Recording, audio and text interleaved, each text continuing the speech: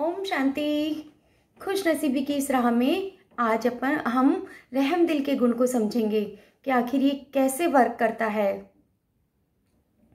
रहम दिल, सबका दिल रहम से भरा, सब ईश्वर पिता की संतान है, दाता हैं, देने का गुण सब में है।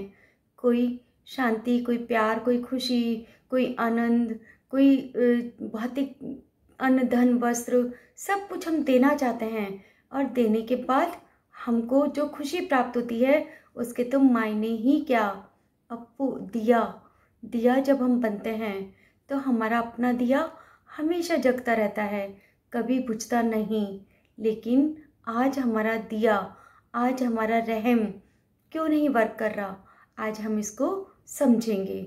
देखिए, जब हम सुबह सुबह उठते हैं तब उठते ही ईश्वर पिता को गुड मॉर्निंग कहते हैं तो उनका संग मुझे पूरे 24 घंटे के लिए मिल जाता है। आत्मा ईश्वर पिता के संग के रंग से और स्वयं अपनी शक्ति से और प्रकृति का उस समय सुंदर हायर वातावरण होता है तो उसको संग लेकर झूमते हुए जब कोई भी कार्य करती है तो कार्य की पूर्णाहुति भी बहुत जल्दी होती है और उसके अंदर जो खुशी भरी होती है वो तो देखते ही बनती है, बहुत बहुत खुश। लेकिन इसके विपरीत जब हम थोड़ा सा लेट उठते हैं तो उठते ही पहला संकल्प आता है, अरे लेट हो गया, अब क्या जल्दी करना है। और फिर वह जल्दी जल्दी जल्दी जल्दी अपने दैनिक कार्य से निवृत्त होने की कोशिश करते हैं।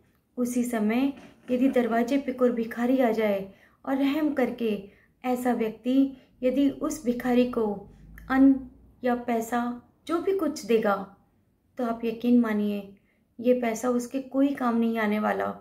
क्योंकि जिस समय उसको वो चीज़ दी जा रही थी उस समय आपके अंदर भाव धैर्यता के नहीं थे, प्यार के नहीं थे, ऊंचा उठाने के नहीं थे, किसी को एप्रिशिएशन की एनर्जी नहीं थी।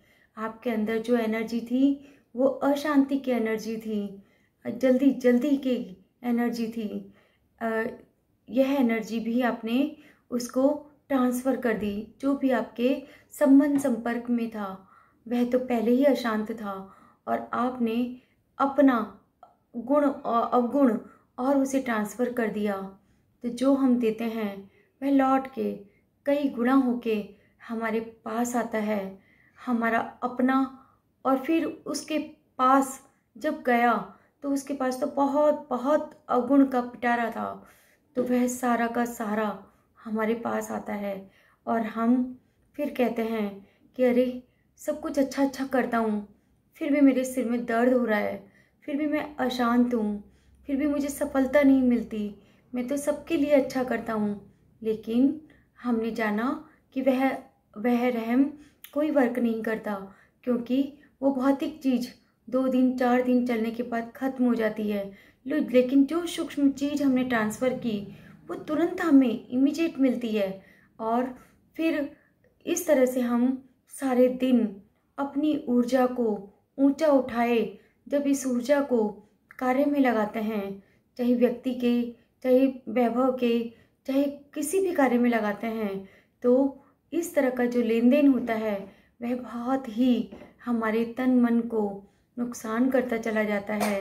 इसलिए ईश्वर पिता हमसे कहते हैं कि सबसे पहले अपने आप को हीरे तुल्य स्थिति में स्थित करो और फिर उसके बाद रहम करो। उसके बाद जो भी परिस्थिति आपके पास आएगी आप उस समय अपने पास एक कवच, एक सुरक्षा को पाएंगे जो ईश्वर पिता की होगी। उनके रंग के संग के रंग में आप इस तरह से सफलताएं प्राप्त करेंगे, समृद्धि प्राप्त करेंगे, गगन को छुएंगे जैसे बहुत पास था और बहुत आसान था। ईश्वर पिता हमसे कहते हैं कि चाहे सामने वाला ग्लानि कितनी भी करे आपकी, अपशब्द कहे, लेकिन ग्लानि करने वालों को भी गले लगा लो।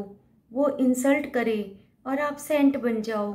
यदि उसने 10 गाली बकी और आपने 1 गाली बकी तो भी कमल पुष्प पर एक बूंद तो पड़ गई ना। एक बूंद भी ना आने दो। हमेशा नम्रता का, सहयोग का, दया का कवच पहन कर रखो।